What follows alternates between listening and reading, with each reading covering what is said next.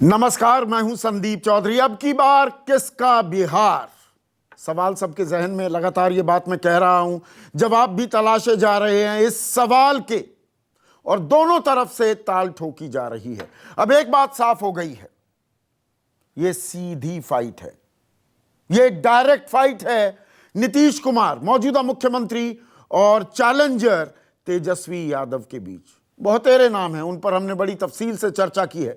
चिराग पासवान हों, आरएलएसपी के नेता हों, पप्पू यादव घूम रहे हैं, असदुद्दीन ओवैसी घूम रहे हैं, लेकिन दरअसल अब ये बिल्कुल सीधी लड़ाई है नीतीश कुमार और तेजस्वी यादव के बीच। दोनों के अपने अपने गठबंधन हैं।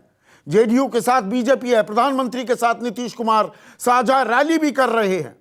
मोदी है तो मुमकिन है, नीतीश है तो संभव के नारे भी बुलंद किए जा रहे हैं। उधर तेजस्वी के साथ कांग्रेस और वाम खेमा है, राहुल गांधी भी वहां जा रहे हैं। लेकिन चर्चा सिर्फ और सिर्फ नीतीश और तेजस्वी की हो रही है। नीतीश कुमार 7 निश्चय भाग 2 लेकर मैदान में उतरे हैं, तो 25 प्रण के साथ तेजस्वी मैदान में है। और तेजस्वी, इन प्रणों की बात हम बता चुके हैं आपको, वो एक मुद्दे को पकड़े हुए हैं, वो है रोजगार, वो है नौकरी। सरकार बनी तो पहला हस्ताक्षर 10 लाख सरकारी नौकरी पर होगा। उन्होंने ये पिच तैयार कर ली है, इससे इधर उधर वो होने को तैयार नहीं है। प्रधानमंत्री मोदी राष्ट्रवाद की बात कर रहे हैं, 370 की बात हो रही है, कश्मीर की बात हो रही है, राजनाथ सिंह चीन की बात कर रहे हैं। 15 और 16 जून की दरमियानी रात जो 20 जवान शहीद हुए थे, उनमें से 16 बिहार के थे। ये मुद्दे भी उठाए जा रहे हैं। तो ऐसे में आज का बड़ा सवाल यह है, किसकी ताकत, किसकी कमजोरी? नीतीश तेजस्वी, बिहार के लिए कौन जरूरी? चर्चा में मेरे साथ आज बड़ा पार पैक पैनल है। बीजेपी के राष्ट्रीय प्रवक्ता और राज्यसभा सांसद हैं और अनडिवाइडेड बिहार से ताल्लुक रखते हैं, ये लालू राज, जिसके बारे में बीजेपी लगातार बात कर रही है, उससे वाकिफ हैं। जफर इस्लाम मेरे साथ हैं। मेरे साथ अजय आलोक, जेडीयू के युवा चेहरा, उनके प्रवक्ता। अभी वो जुड़ेंगे, अभी कुर्सी खाली है, कुर्सी की तो लड़ाई है। 10 नवंबर को कुर्सी पर कौन बैठेगा, इसी पर निगाहें हैं। नवल किशोर, एक और युवा चेहरा, आरजेडी के मुख्य प्रवक्ता, वो हमारे साथ हैं। और कांग्रेस के राष्ट्रीय प्रवक्ता आलोक शर्मा मुजफ्फरपुर से जुड़ गए हैं। और मुजफ्फरपुर मैंने जानबूझकर नाम लिया क्योंकि मेरे सहयोगी सुकेश रंजन भी दरअसल मुजफ्फरपुर के हैं, उनका होम टाउन है। तो शुरुआत सुकेश मैं आपसे करता हूं। आज किसकी ताकत, किसकी कमजोरी, किसकी क्या ताकत, क्या कमजोरी दिख रही है अभी, अगर हम शुरुआत इसी से करें, दोनों खेमों की बात करें? देखिए, एनडीए और यूपीए, आपने कहा दो दलों के बीच, दो गठबंधनों के बीच लड़ाई है। बिल्कुल सीधी बात है, दोनों गठबंधनों के बीच लड़ाई है और दो चेहरों के बीच लड़ाई हो गई है अभी। हाँ, दो चेहरों के बीच लड़ाई है, लेकिन दोनों गठबंधनों के बीच ये जो कॉन्टेस्ट है, उसकी स्ट्रेंथ देखिए तो दोनों का सपोर्ट बेस उसकी स्ट्रेंथ है। अगर एनडीए ने अपने में स्ट्रेंथ जोड़ा है और, तो वो नॉन यादव ओबीसी, ईबीसी, साथ में लड़कियां, महिलाएं, उसका एक बड़ा सपोर्ट नीतीश कुमार को है। मोदी बेनिफिशियरी के तौर पे आते हैं, कॉम्प्लीमेंट करने आते हैं उनको। और एक चीज जो भूल रहे हैं लोग, वो शायद जो आम चुनाव में भी था, कि जिसको सीधी मदद पहुंची है, जिसका सीधा घर बना है, जिसके सीधे अकाउंट में पैसे गए हैं, उसको डायरेक्ट बेनिफिशियरी के नाम से बीजेपी संबोधित करती है। तो कुछ ऐसे बेनिफिशियरी जेडीयू की तरफ से भी है, जेडीयू सरकार की तरफ से, मतलब एनडीए की सरकार की तरफ से जो चल रही है, नीतीश सरकार की तरफ से। तो नीतीश और मोदी के जो डायरेक्ट बेनिफिशियरी है, वो भी इनके स्ट्रेंथ के तौर पर देखे जाते हैं। उसी तरीके से मैंने कहा सपोर्ट बेस, वो सबसे बड़ा सपोर्ट बेस अगर कोई है तो वो एमवाई कॉम्बिनेशन। तो आपको मालूम है कि वो लालू यादव ने जो लेगेसी में दिया है, ये तेजस्वी है, ये ताकत है तेजस्वी की, ये तेजस्वी की ताकत है। उसमें उन्होंने आगे देखने की कोशिश की है, उसकी दिशा, उसकी दृष्टि थोड़ी बढ़ाने की कोशिश की है। वो लगातार लगे हुए हैं कि उन पे वो तोहमत न लगे जंगल राज वाला। तो उन्होंने लालू यादव को पोस्टर से गायब कर दिया, संकल्प पथ से गायब कर दिया, वो अकेले पोस्टर में है। हाँ, एक यूथ को जो सीधा कनेक्ट कर रहे हैं वो, आजकल मैं देख रहा हूं रैलियों में वो 10 से 15 मिनट भाषण देते हैं, रोजगार नौकरी के अलावा कोई दूसरी बात बहुत प्रमुखता के साथ नहीं कर रहे हैं। वो नीतीश कुमार के बारे में कहते हैं क्या दिया तुमको, दिया क्या 15 साल में? 5 साल अपने बेटे को, अपने भाई को मौका देके देखो। और ठेठ बिहारी होने की भी ताल ठोकते हैं, वो डीएनए से पकड़ कर लेकर आते हैं जो बीजेपी ने 2015 में इस्तेमाल किया। वो संदीप छौक के तौर पे है। हाँ। उन्होंने, आपने ठीक कहा कि वो मुद्दे से डिगना नहीं चाहते। उन्होंने रोजगार को, नौकरियों को, रोजगार नहीं नौकरियों को स्ट्रेंथ के तौर पे पकड़ा हुआ है। तो यूथ उनका एक स्ट्रेंथ के तौर पे आया है।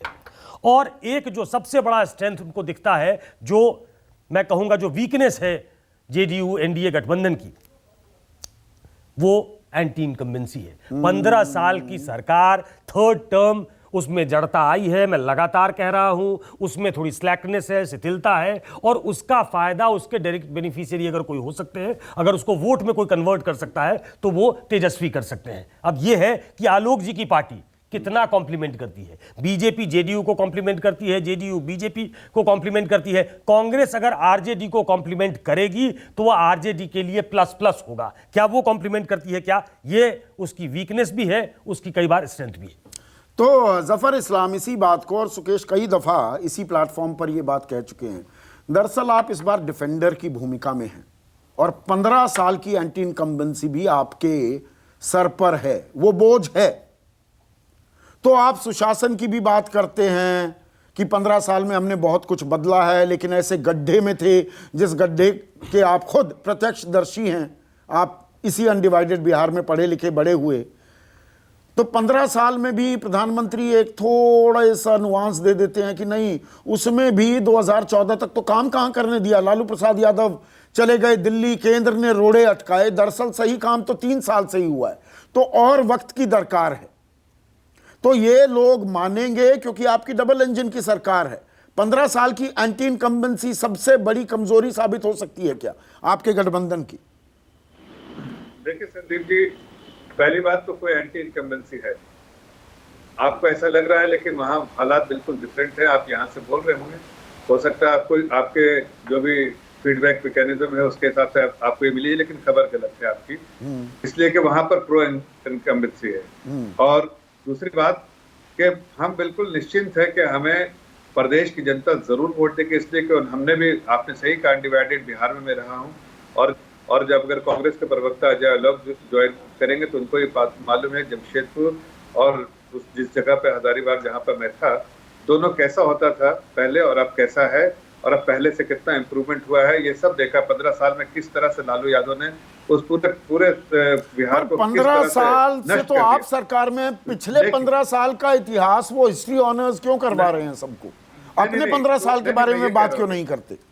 मैं वही कह रहा हूँ कि देखिए, उस 15 साल जो है प्रदेश की जनता भूल ही नहीं पाएगी, जिस 15 साल में एक सुनहरा बिहार जो है बिल्कुल उसको कहीं नहीं कहीं तो बिल्कुल उखाड़ के फेंक दिया, जंगल राज बना दिया, गुंडागर्दी आम हो गया। तब उसको सुधार के हमने इस स्टेट पे लाया कि अब बीमारू स्टेट जहाँ पर 3% से वहाँ पर जीडीपी ग्रोथ थी, तो अब वहाँ पर 13% है, 11.11 है। जीडीपी तेजी से आ रही है, नौकरियां भी मिल रही है, खुशहाली भी है। नौकरियां मिल रही होती तो 10 लाख नौकरियों पर इतनी ट्रैक्शन क्यों मिल रही है? सरकारी कर्मचारी तो बिहार में 3,10,000 है ना। देखिए, मैं तो आपसे पूछ रहा हूँ, आप अर्थशास्त्र समझते हैं। देखिए, कोई अगर मूर्ख बनाना चाहे तो प्रदेश की जनता मूर्ख तो बनेगी नहीं। 10 लाख जॉब का वादा कि जिस वक्त पहले कलम से पहले डिसीजन पहले कैबिनेट में ऐसा लेंगे, ये आप समझते हैं संदीप जी कि ये मूर्ख बनाने का काम है, जिनके पिताजी ने बार बार प्रदेश की जनता को मूर्ख बना के तो आप भी तो 19 लाख रोजगार की बात करते हैं जफर इस्लाम। नीतीश कुमार रोजगार देने का कोई वादा नहीं कर रहे, आपने भी तो 19 लाख का कर दिया ना वादा। नहीं, तो हमने कहा ना, देखिए, जब सरकार एनडीए की सरकार प्रदेश में भी होगी, देश और सेंटर में भी है, तो बहुत सारी चीजें जो हमने बताई है उसका पूरा हमने व्याख्या किया है कि किस तरह से हम 19 लाख सरकार जॉब क्रिएट करेंगे। नहीं, आप कह रहे हैं ना कि नेक्स्ट जनरेशन आईटी हब बना देंगे, तो अब तक कितने SEZ बने हैं, कितने आईटी हब बने हैं बिहार में, या आप बनाएंगे, अब सोचेंगे? नहीं, देखिए, ये पूरा 5 साल का रोड मैप दिया है, जो आज तक हुआ है उसका तो लेखा जोखा हम प्रदेश की जनता के सामने है। और आने वाले 5 साल में जो हम करने वाले हैं उसका लेखा जोखा 5 साल बाद देंगे। लेकिन आज हमने अपने मैनिफेस्टो में पूरी रोड मैप दी है कि कैसे हम जॉब क्रिएट करेंगे। लेकिन जब ऐसे पार्टी जो परिवारवाद पे परिवार करती है, उसको बिहार की जनता बिल्कुल फटकार देगी। ये बात परिवार तो वहां से पड़ेगी फटकार। तो दो बड़ी कमजोरियां आप गिना रहे हैं विपक्षी महागठबंधन की। 1 मिनट, नवल किशोर स्क्रीन पर, वो है 15 साल लालू राज 2, मतलब 1990 से 2005, और दूसरा परिवारवाद। तो नवल किशोर, आपकी ये जो बड़ी कमजोरियां हैं, इन्हें कैसे पाटेंगे आप, कैसे भुलाएंगे 1990 से 2005 का वो जंगल राज और ये परिवारवाद की एक ही परिवार, एक ऐसा परिवार बिहार पर जो भार। देखिए, इतिहास की बात करते करते ये लोग इतिहास बनने वाले हैं। इसके प्रमुख कारण समझ ले क्या है। ये पिछले 15 साल से इतिहास में ही बात कर रहे हैं, वर्तमान पे कभी बात नहीं करेंगे। इनको ये समझाया जाए कि जो भी तुलना होती है समकक्ष में होती है। 1990 का बिहार 1990 के बंगाल से तुलना होगा, 1990 का बिहार 2020 के बिहार से तुलना नहीं हो सकता है। अगर मान लीजिए आप कोई कमियां हमारे में रही भी होगी तो पिछले 15 साल से तो आप थे, आपने क्यों नहीं उसकी भरपाई की। आज भी फैक्ट्री के नाम पे जो 3 फैक्ट्री है वो तो लालू जी ने दिया, यूपीए 1 में वो 3 फैक्ट्रियां लगी है। आज भी जो सड़क और विकास हुआ है वो तो उसी समय में हुआ जब यूपीए 1 था, 2005 से 2010 के बीच में हुआ है। 2010 के बाद आपने क्या किया है? 2010 का चुनाव भी तो आप सड़क बिजली पानी पे ही जीते थे। उसके बाद आपने क्या किया है? जहां तक आज का सवाल है, आज देखिए दो ग्रुप है। एक तरफ है उम्मीद, जो लोग तेजस्वी से लगाए हुए हैं, तेजस्वी की बातों को और आरजेडी के इतिहास पे। आरजेडी जब से बनी है तब से लेकर सिंगल लार्जेस्ट पार्टी रही है, मुख्य विपक्ष रही है, सत्ता में नहीं होते भी जनता का सेवा करते रही है, सबसे ज्यादा उसका वोट परसेंटेज रहा है। दूसरी बात, अगर दूसरे तरफ देखें तो आज आकलन हो रहा है 2010 में 23 सीटें आई थी, अगर मुझे सही याद है। नेता प्रतिपक्ष भी नहीं बन पाया था आपका।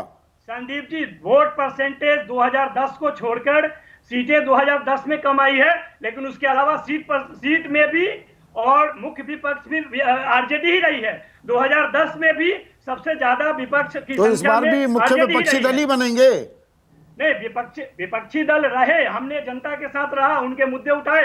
आज भी हम बिहार का मुद्दा उठा रहे हैं और बिहार का मुद्दा बेरोजगारी है और यही कारण है कि सरकार उसका जवाब नहीं दे पा रही है। नीतीश जी अपना मानसिक संतुलन खो रहे हैं। उनके भाषण में सुनिए, वो तुम तराक पे आ गए हैं, वो कहां से लाएगा, आसमान से लाएगा। मैं तो 15 साल में नौकरी दे ही नहीं पाया, मैं तो उद्योग लगा ही नहीं पाया, मैं निवेश करा ही नहीं पाया। ये असंतुलन का है, विफलता का है, जो उन्होंने पिछले 15 सालों में बिहार को फेल किया है, यह उसका है। आप लोग सवाल पूछ रहे हैं, जो 2000 में बच्चा जन्म लिया होगा वो नौकरी के लिए तरस रहा होगा, लेकिन बिहार सरकार से कोई उम्मीद नहीं दिखी है। यही कारण है कि आज बिहार सबसे बड़ा मुद्दा बना हुआ है। ठीक है अजय आलोक, यहाँ पर 1 मिनट नवल, 1 मिनट अजय आलोक, नवल ये कह रहे हैं, देखिए सुशासन जो सबसे बड़ी ताकत थी नीतीश कुमार की, यूएसपी थी, सुशासन पर ये सवाल उठ रहे हैं क्या? 10 लाख नौकरियों की गूंज अब जमीन पर भी सुनाई देने लगी है क्या? ये एक बड़ी ताकत विपक्ष की आपकी कमजोरी साबित हो रही है क्या? कहां से कमजोरी आप साबित कर दे रहे हैं संदीप जी? कहां से? 90,000 नौकरी उन्होंने दी है, वो कह रहे हैं कि 10 लाख नौकरी देंगे। आप उनकी बात मान रहे हैं। यहाँ 7 लाख नौकरी दे के हम बैठे हुए हैं, 19 लाख रोजगार देने का। नौकरी और रोजगार दोनों में फ़र्क है। ये फ़र्क शायद हमारे विपक्षियों को समझ में नहीं आएगा, थोड़ा मानसिक स्तर की कमी है, इसलिए मैं आप समझ लीजिए इसको। हम रोजगार की बात कर रहे हैं, 19 लाख रोजगार देने की बात हमारे सहयोगी ने की, इससे भी ज़्यादा करके दिखाएंगे, ये वादा कर रहे हैं। हमारे वादे पे भरोसा इसलिए क्योंकि हम ट्राइड एंड टेस्टेड है। एक हमारे में क्रेडिबिलिटी क्राइसिस नहीं है। हमारे नेता ने कहा 2014 में कि अगर बिजली नहीं दे पाए 15 तक तो वोट मांगने नहीं जाएंगे। बिजली दी या नहीं दी? हमारे नेता ने कहा 7 निश्चय पूरा करेंगे, किया या नहीं किया? 7 निश्चय पार्ट 2 लेके आए। ये कहते हैं कि 15 साल से क्यों कंपेयर कर रहे हैं? चलिए नहीं, 7 निश्चय तो 2010 से लेकर आ रहे हैं। 2015 में बीजेपी 2015 से 2017 बीजेपी उठाती थी कि फिर से 7 निश्चय की बात कर रहे हैं, उनमें से 5 तो 2010 में ही ले आए थे हम। नहीं, ये बीजेपी के आरोप थे आप पर 2 साल तक। मैं क्लैरिटी कर देता हूँ। नहीं, 7 निश्चय 2010 में नहीं आया था, 7 निश्चय 2015 के चुनाव 2015 में आए, उन्हीं में से बीजेपी कहती है कि 5 तो हमने 2010 में ले आए थे। मैं यही तो कह रहा हूं अजय। एक मिनट, मेरी बात तो सुनिए। 7 निश्चय जो हमारा 7 निश्चय है, इसी को महागठबंधन ने स्वरूप लिया और महागठबंधन की सरकार 18 महीने थी, इसी पे काम हुआ। बाद में भारतीय जनता पार्टी के साथ एनडीए की सरकार बनी, इसी 7 निश्चय पे काम हुआ। इंडिविजुअल पार्टी का घोषणा पत्र अलग है, मैं बात कर रहा हूँ एनडीए की सरकार का। आज हम अपना घोषणा पत्र लेके आए पार्टी की तरफ से अलग, बीजेपी अपना अलग घोषणा पत्र लेके आई है, एक कॉमन मिनिमम प्रोग्राम पे काम चलेगा। 7 निश्चय पार्ट 2 को एनडीए के सीएमपी में हम लोग इंक्लूड होगा, ये इसी पे काम होगा। अब आ जाइए अब बात दूसरे की। हमारे विपक्षी कह रहे हैं कि अपने 15 साल को उस 15 साल से कंपेयर करते हैं, अपने वर्तमान की बात करें, तो चलिए मैं वर्तमान की बात कर लेता हूँ। भाई किसने कहा था तेजस्वी यादव को मंगरू यादव की ज़मीन लिखवा लेने के लिए, जो कि न्यायालय में आज पड़ा हुआ है? किसने कहा था तेजस्वी यादव को मॉल घोटाला करने के लिए? किसने कहा था तेजस्वी यादव को मिट्टी घोटाला करने के लिए, जिसके कारण सीबीआई और ईडी का केस पड़ा हुआ है, जिसके कारण वो बेल पे हैं? हमने कहा था। ऐसे नेता की क्रेडिबिलिटी क्राइसिस होगी कि नहीं होगी? लालू यादव की छोड़ दीजिए, वो तो जेल में सजा काट तो विपक्ष आप पर 56 घोटालों के आरोप लगाता है, सृजन घोटाला उनमें से मुख्य है। वहां आपका घोटाला नहीं, दूसरे का घोटाला। तेजस्वी कहते हैं मुझे जेल में डाल दो, इतनी जांच तो कर ली, जेल में डालिए अगर मैं घोटालेबाज हूं। अरे भाई संदीप चौधरी जी, संदीप चौधरी जी, आप इन लोगों को कृपया करके मेरे तरफ से रिक्वेस्ट कर दीजिए कि अगर हमारे प्रति घोटाले के एक भी आरोप इनके पास हैं, कोर्ट में जाने से डरते हैं, तो आपको दे दें, आप नेशनल चैनल पे इसको ब्रॉडकास्ट कीजिए बिल्कुल सबूतों के साथ। ये है नीतीश कुमार पे घोटाले। अरे हवा में बोल देने से घोटाला हो जाता है? तो जेल में डाल दीजिए ना, तेजस्वी घोटालेबाज है तो, भ्रष्टाचारी है तो।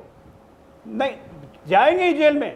एक मिनट, कोर्ट से बेल पे हैं, कोर्ट से बेल पे हैं, चार्जशीट फाइल होगी कोरोना काल के बाद, जेल तो जाना ही है। मैं जो बोल रहा हूं वो आरोप नहीं लगा रहा हूं, मैं वो बातें बोल रहा हूं जो सीबीआई ने दाखिल किया है कोर्ट में एफिडेविट के साथ, जो सुशील मोदी ने दाखिल करवाया है कोर्ट में एफिडेविट के साथ, रजिस्टर्ड स्टैंप पेपर में। मंगरू यादव की जमीन क्यों ली 2012 में? कच्चे मकान में रहने वाले मंगरू यादव 2015 में उप मुख्यमंत्री बना दिया आपने, लिखवा ली गई तेजस्वी यादव के नाम पे। क्यों उप मुख्यमंत्री बना दिया 2015 में? हृदय नारायण की जमीन क्यों ली? रेलवे खलासी की जमीन ले रहे हो आप, रेलवे खलासी की जमीन ले रहे हो। ऐसे व्यक्ति को, ऐसे नौजवान को आप उप मुख्यमंत्री बनाते हैं अजय आलोक? कम से कम 150 की है। मैंने उप मुख्यमंत्री नहीं बनाया था, ना ही नीतीश कुमार ने बनाया। नीतीश कुमार ने बनाया होगा, लालू जी ने भेजा। उस वक्त तो चार्ज भी नहीं थे, एक केस भी नहीं था भैया, एक केस भी नहीं था उस वक्त। ये सब तो तब हुआ, मॉल घोटाला, मिट्टी घोटाला तब हुआ जब मुख्यमंत्री बने थे, इसलिए ये सरकार टूटी। अजय, तेजस्वी पे केस नहीं था, आपने उस पार्टी से अजय सुन रहे, सुकेश बोल रहा हूं। चलिए, तेजस्वी पे उस वक्त केस नहीं था, आपको बाद में पता लगा आपको करप्शन से समझौता नहीं करना था, आप अलग हो गए। आपने जिस पार्टी से समझौता किया था वो तो कन्विक्टेड लालू यादव थे भाई, उनसे क्यों समझौता किया आपने? पहली लाइन की शर्त यही थी, एक मिनट, पहली लाइन की शर्त यही थी हमारी कि लालू यादव तो चुनाव नहीं लड़ सकते थे, और दूसरी बात कि लालू यादव किसी तरह का कोई इंटरफेरेंस नहीं करेंगे। ये इस पे तैयार थे लालू यादव। आपको याद होगा सुकेश, दिल्ली से मुख्यमंत्री नीतीश कुमार लौट आए थे, हमने कांग्रेस से बात कर ली थी कि इनको गठबंधन में नहीं रखना है। दिल्ली से नीतीश कुमार पटना आ गए थे, लालू यादव ने अकेले अनाउंस किया कि नीतीश कुमार मुख्यमंत्री कैंडिडेट होंगे, याद होगा आपको, आप भी थे वहां पे। हमने तो उसी वक्त छोड़ दिया था। इनकी आपको मुख्यमंत्री का कैंडिडेट बना दिया, इसलिए आपने साथ ले लिया कि चलिए हमारा काम हो गया, हम मुख्यमंत्री के उम्मीदवार हो गए। आपने जिस पार्टी से गठबंधन किया उसके मुखिया कन्विक्टेड थे, वो करप्शन के केस में कन्विक्टेड थे। अच्छा गप, कड़वा कड़वा थू, ऐसे चलेगा? ऐसा है कि लालू यादव पहले भी कड़वे थे, आज भी कड़वे। अच्छा, खा को भी नहीं किया हमने। हम जानते थे, नीतीश कुमार ने यह भी कहा कि 18 महीने सरकार चल गई, बहुत दिन चल गया। इतनी भी उम्मीद नहीं थी हमें, उम्मीद थी तेजस्वी कुछ सीखेंगे। ट्रक ड्राइवर अपना खलासी को रखता है ना, तो इनएक्सपीरियंस होता है। नवल बीच में नहीं, सबको मौका मिलेगा, तू तलाक में कुछ बात नहीं होगा। ये खलासी तो पहले ही ड्राइवर बनने के चक्कर में गलती करते चला गया, निकाल दिया इन्होंने, निकल के भाग गए ये, ठीक है, एक मिनट आलोक शर्मा आप स्क्रीन पर, एक मिनट आलोक शर्मा। देखिए, जो शुरुआती कमेंट सुकेश ने दिए उसमें एक बात, यहां पर गठबंधनों की ताकत को भी आंक रहे हैं। जेडीयू बीजेपी एक दूसरे को कॉम्प्लीमेंट कर रही है, तेजस्वी एक ट्रैक्शन ले रहे हैं अपने अंदाज में, नौकरियों की बात को लेकर ग्राउंड स्वेल दिख रहा है, एक ट्रैक्शन दिख रही है, एक आकर्षण दिख रहा है उस मुद्दे का। अब कांग्रेस पर यह बड़ी जिम्मेदारी है, आप 70 सीटों पर लड़ेंगे, कांग्रेस कितना साथ दे पाती है और कितनी सीट ला पाती है। ताकत में, कमजोरियों में ये आकलन भी जरूरी हो जाता है अजय, आलोक? नहीं, बिल्कुल। देखिए संजीव जी, इसमें कहीं कोई दो राय नहीं है कि गठबंधनों की लड़ाई है, लेकिन मैं यहाँ ग्राउंड से देख रहा हूँ कि यहाँ सीट टू सीट भी वैरी कर रहा है। और मुझे लगता है कि जिन लोगों ने अच्छा काम किया होगा वो जीतेंगे, और जिन लोगों ने काम अच्छा नहीं किया होगा वो नहीं जीतेंगे। जहाँ तक बात है नीतीश बाबू की 15 वर्षों का इतना भयंकर एंटी इनकम्बेंसी है उनके ऊपर, शायद आज अजय जी नहीं मानेंगे, लेकिन मेरे पास एक फोटो है आज ही के 2 सभाओं का, आपके स्क्रीन पर आ रहा होगा। इसके नीचे नीतीश बाबू की सभा है जिसमें 300 से 400 लोग घूम रहे हैं, और एक पर देखिए तेजस्वी की सभा है। दोनों सभाओं को फर्क देखकर पता चल जाएगा कि एंटी इनकम्बेंसी है, और उसका सीधा सीधा कारण है। तो रैलियों में भीड़ देखकर आप उत्साहित हो रहे हैं? देखिए मैं ऐसा नहीं मानता हूँ। मुझे लगता है कि जनता, मैंने ग्राउंड पे लोगों के बीच में भी घूम कर देखा है, और आज सिसड्डी बाबू के ऊपर, पलटू राम के ऊपर बिहार की जनता का पूरी तरह से विश्वास उठ गया है। उसका कारण है, आपको कुछ सेंटेंस याद होंगे, मिट्टी में मिल जाएंगे लेकिन बीजेपी के साथ मिल जाएंगे। और सृजन घोटाले का जब फेविकॉल डला तो ऐसा डला कि बाकी सब कुछ भूल गए। नीतीश कुमार जी शायद अब डीएनए बता रहे थे मोदी जी को, कल शायद मोदी जी वहां से पीएमओ। अजय, आलोक तो खुली चुनौती दे रहे हैं। आलोक शर्मा, आप दे दीजिए ना, आरोप तो बताइए, तफसील से पूरे घोटालों की जानकारी दीजिए। मुझे लगता है कि 55 घोटाले जो बीजेपी ने नीतीश बाबू के ऊपर लगाए थे, क्या बीजेपी आज क्लीन चिट देती है 55 घोटालों में? क्या सृजन घोटाला क्या पेंडिंग नहीं है? वो कौन से बाबू की और खलासी की जमीन तो अजय आलोक जी को याद आ रही है, लेकिन वो जो सृजन घोटाले का इतना बड़ा कांड था जिसकी वजह से राम माधव और अरुण जेटली जी ने सरकार गिरवाई थी, शायद उसको भूल गए होंगे। लेकिन मुझे तो, मैं सबसे पहले तो मोदी साहब का धन्यवाद देना चाहूंगा, दोनों हाथ जोड़ के, कि इस बार उन्होंने बिहार की बोली नहीं लगाई। ये बहुत बहुत धन्यवाद है उनका कि बिहार की बोली आपने नहीं लगाई और आपने नीतीश कुमार को साफ लगा लिया। आज हालत ये है, गठबंधन की जो लड़ाई की आपने बात की संजीव भाई, आज एलजेपी क्यों अलग लड़ रही है? बीजेपी ने पैसा दिया एलजेपी को कि तुम लड़िए, और देखिएगा कि पहले फर्स्ट फेज के बाद एलजेपी के जो कैंडिडेट बीजेपी के खिलाफ है वो वापस हो जाएंगे काफी हद तक, और उसके बाद केवल और केवल वो जेडीयू का नुकसान करेगी। मोदी जी का इस बार का भाषण सुनिए ना कहीं करंट है, ना कोई बात है, ना वोट ढंग से मांगा है, ना कोई उपलब्धि गिनवाई है। अपनी कहावत है ना, सोता चना और बाजे घना, तो बाज भी नहीं रहा है बिल्कुल। मुझे लगता है कि मोदी जी स्वयं नहीं चाहते कि नीतीश जी या जेडीयू सत्ता में आए। जफर इस्लाम, रिस्पॉन्ड कीजिए, 4 मिनट बचे हैं मेरे पास कार्यक्रम में। जफर इस्लाम, क्या आप मतलब जानबूझकर वो नीतीश को घेर रहे हैं? क्या ये विपक्ष आरोप लगा रहा है कि नहीं आप एलजेपी के साथ सेटिंग है? देखिए, विपक्ष के पास कोई ऐसा मुद्दा नहीं है, इसलिए इस तरह की अटकलें लगा रहे हैं। हकीकत तो यह है कि हमने, जैसा हमारे गृह मंत्री ने कहा, राष्ट्रीय अध्यक्ष जी ने कहा कि हमने एक सीटें अपने, जब आप गठबंधन करते हैं तो जाहिर है कि अपने घटक दल को आप एक सीट ऑफर करते हैं कि इतना सीट हम दे सकते हैं। शायद उनकी हमसे ज्यादा उम्मीदें थी कि ज्यादा सीटें मिलेगी, नहीं मिल पाई, तो उन्होंने अपना इलेक्शन अलग लड़ने का फैसला किया। इसमें हमारा और जेडीयू का नुकसान होगा, हमारा फायदा होगा, ये सब जो है कांग्रेस पार्टी कह रही। कांग्रेस पार्टी को तो अपनी चिंता करनी चाहिए कि हर जगह से उनकी जमीन खिसक चुकी है। यहाँ जहाँ जिसके साथ गठबंधन किया वो सरकार गई, जिसके साथ उनका साथ जुड़ा वो पार्टी खत्म। अब देखिए, इस बार पहले सपा को खत्म किया, बसपा को खत्म किया, इस बार फिर अब कोशिश उनकी है कि यहाँ आरजेडी को खत्म करेंगे। ये जो कोई कह रहा था कि बहुत ज्यादा भीड़ लगी है तेजस्वी यादव पे, अरे भैया, भीड़ तो बहुत देखा है हमने, लेकिन वोट में तब्दील होना चाहिए। भारतीय जनता पार्टी बिल्कुल निश्चित है कि यहाँ पर जेडीयू के साथ कम से कम 160-70 सीटें लेके आएगी और प्रचंड बहुमत से जीतेगी और सरकार फिर से हमारी रहेगी। लेकिन ठीक है, एक मिनट अजय आलोक, तो ऐसे में आप इतने निश्चिंत हैं, आप कह रहे हैं फिर से सरकार हमारी बनने वाली है। आपा कभी नहीं खोते, मैंने देखा नीतीश कुमार को अमूमन। इस बार थोड़ा संयम खो रहे हैं। इस बार तो सीधा दुत्कार भी रहे हैं लोगों को, वोट नहीं देनी है तो मत दो, पर शांति से बैठो। नीतीश जी जो कर रहे हैं बहुत सही कर रहे हैं, आप बात समझिए। हाँ, एक रैली है जहाँ पे कम से कम 8-9 हज़ार आदमी जुटे हुए हैं, वहाँ पे 4 आदमी आके जिंदाबाद मुर्दाबाद के नारे लगाते हैं। अगर नीतीश जी इस तरह से करके उन लोगों को अलग नहीं करेंगे, अगर वहाँ हिंसा हो गई तो उन चारों का क्या होगा, आप समझ रहे हैं? नीतीश जी कोई अप्रिय घटना नहीं चाहते, इसलिए वो डांट के उन लोग को बोलते हैं कि अलग चले जाओ और अपने लोगों को रोकते हैं। ये कोई और नेता होता ना, कहता पकड़ो इन लोग को, देखो कौन है। ये अंतर है नीतीश जी और बाकी नेताओं में। आज उन्होंने कहा है कि जाके अपने माँ बाप से पूछो कि किसने मना किया था स्कूल और कॉलेज बनवाने से जब मौका मिला था। स्कूल कॉलेज तो नहीं बनवाया, उसको स्कूल चरवाहा विद्यालय का सारा पैसा डकार गए। क्या गलत बोला भाई? उनको अपने राज्य में मौका मिला तो 26,000 स्कूल से 72,000 स्कूल बनवा दिए। और हमको मौका मिला तो हमने ड्रॉप आउट रेट को 11.2% से घटा के 1.2 लेस देन 1% 12वीं में ड्रॉप आउट रेट कितना है आपके जमाने में? आपके एक मिनट अजय आलोक, 12वीं में बिहार में 12वीं का ड्रॉप आउट रेट कितना है? 40% है ना? सुनिए, ड्रॉप आउट रेट का मतलब समझिए, कैसे बच्चे जो कभी स्कूल जाते नहीं थे उसको ड्रॉप आउट रेट कहते हैं। मैं जानता हूं ड्रॉप आउट रेट क्या होता है। 12वीं में ड्रॉप आउट रेट 40% है, 39.26 टू बी मोर प्रिसाइज। और जो शिक्षकों की बात है, एक मिनट आप बताइए, मैं गलत आंकड़ा दे रहा हूं तो 25% से भी कम, 24.67% जो टीचर हैं वो ट्रेंड हैं, 75% से ऊपर टीचर्स बिहार में अनट्रेंड हैं।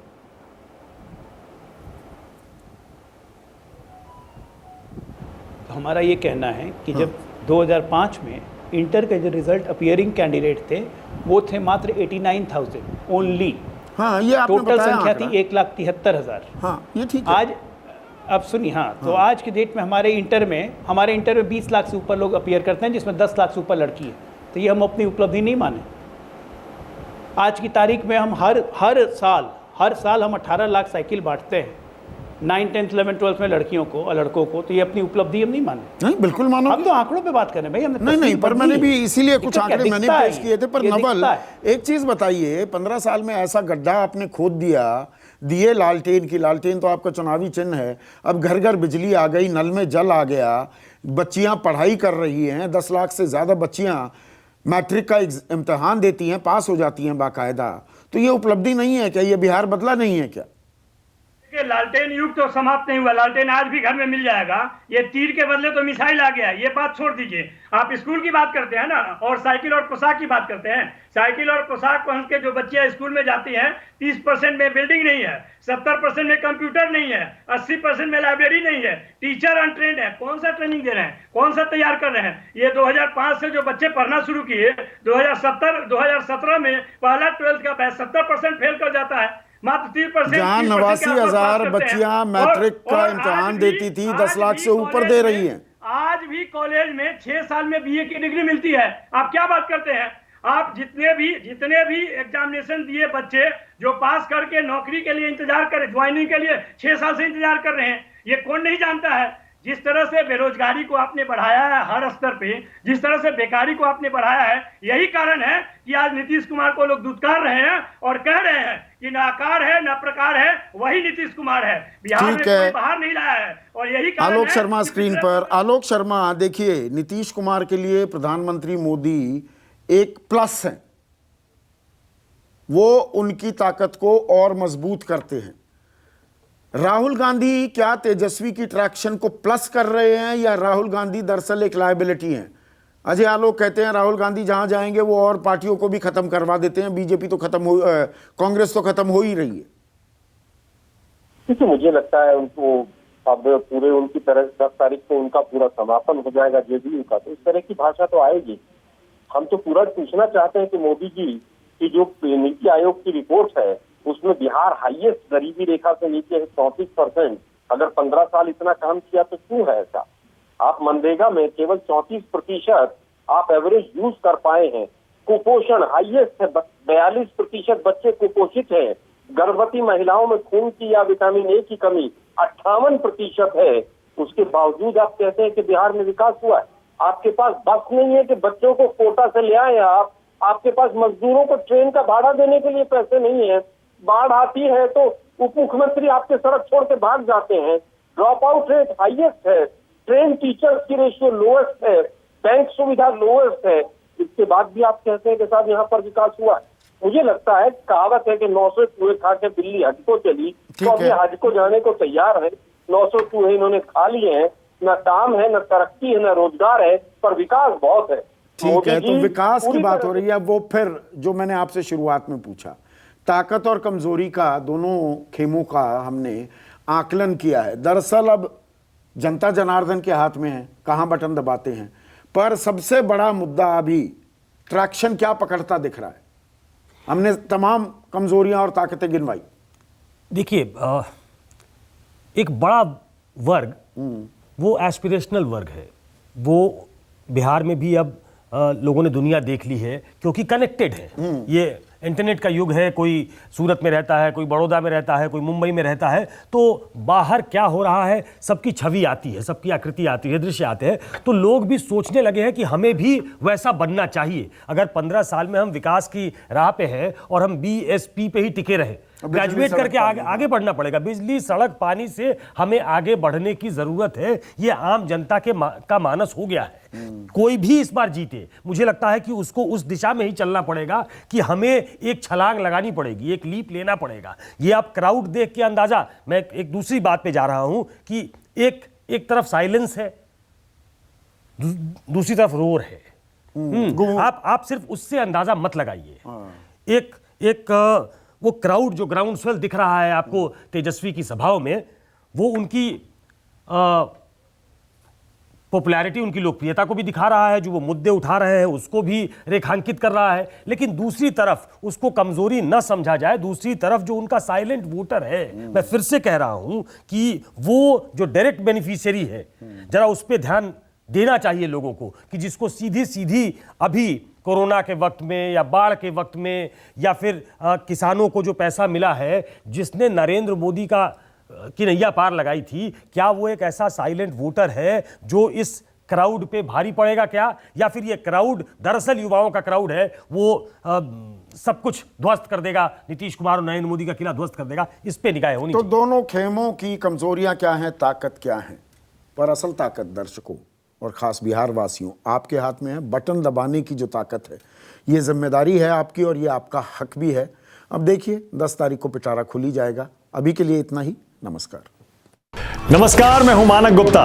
अगर आपको हमारा ये वीडियो पसंद आया हो तो इसे लाइक और शेयर जरूर करें, और हां, हमें सब्सक्राइब और फॉलो करना ना भूलें ताकि आप देश और दुनिया की कोई खबर मिस ना करें। तो जुड़े रहिए हमारे साथ और देखते रहिए News 24।